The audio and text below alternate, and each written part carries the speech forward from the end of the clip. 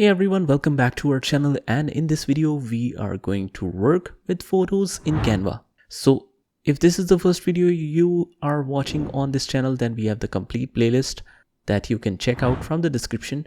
And without wasting any time, let's get started.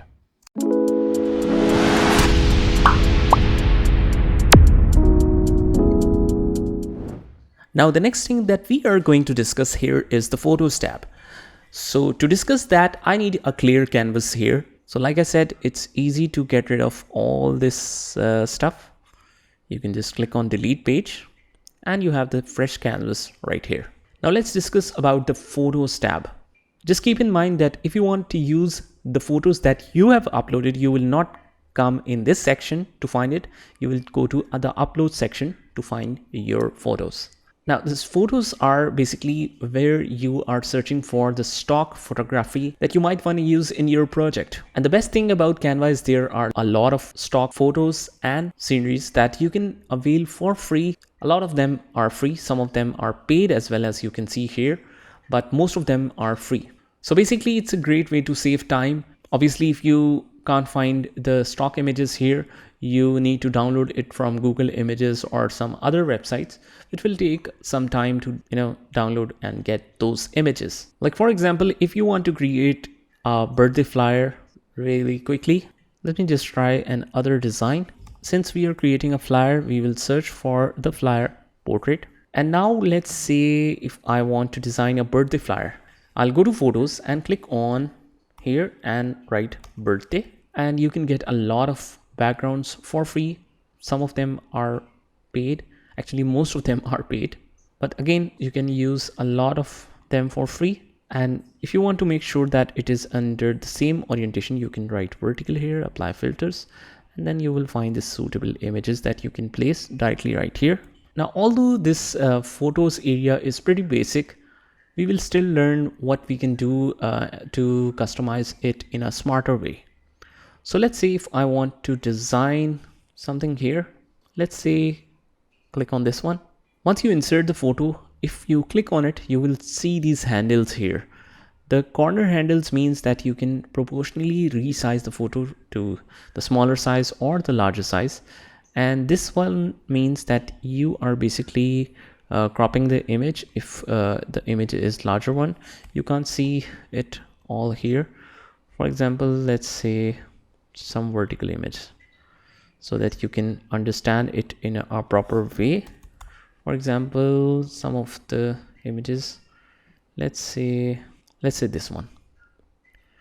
So this one is used to proportionally resize it. And if I use this handle, you can see that it is used to crop the image. So for example, if I want the image up to this point only, you can simply crop it like this.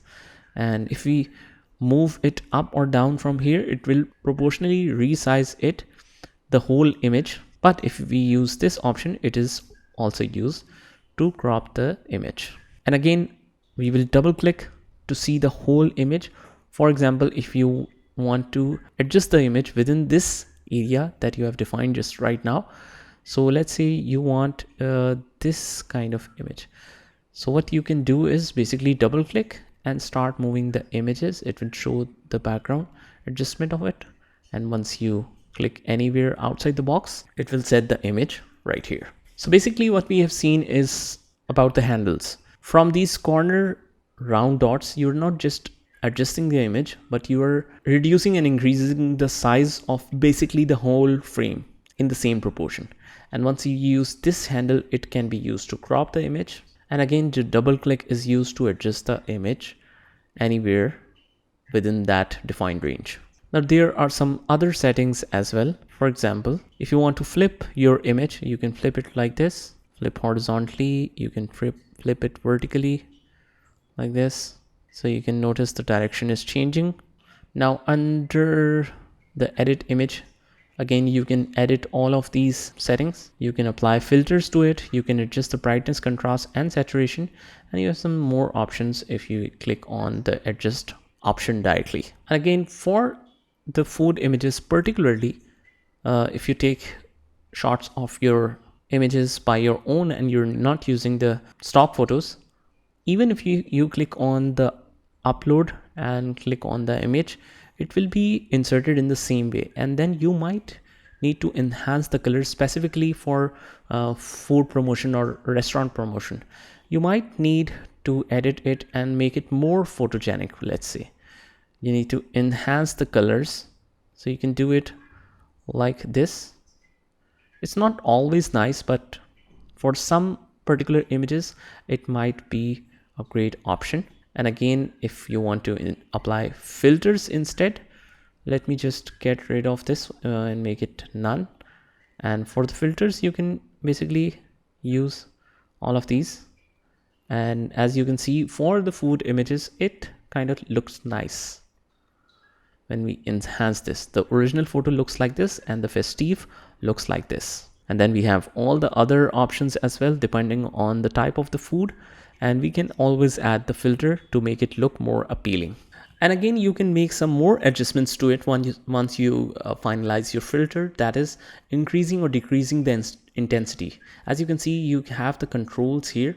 If we click on it, you can set the intensity of that filter. So that is pretty cool, and that is very convenient as well. You don't need to use Photoshop. If you're not a professional graphic designer, these kind of softwares are a little bit tougher than Canva, as you all may know. So that's it. I hope you liked the video, and if you did, hit the like button, subscribe to our channel and turn on the notification bell so that you can get notified of all the future videos. This is Saad signing off from today's video. Take care.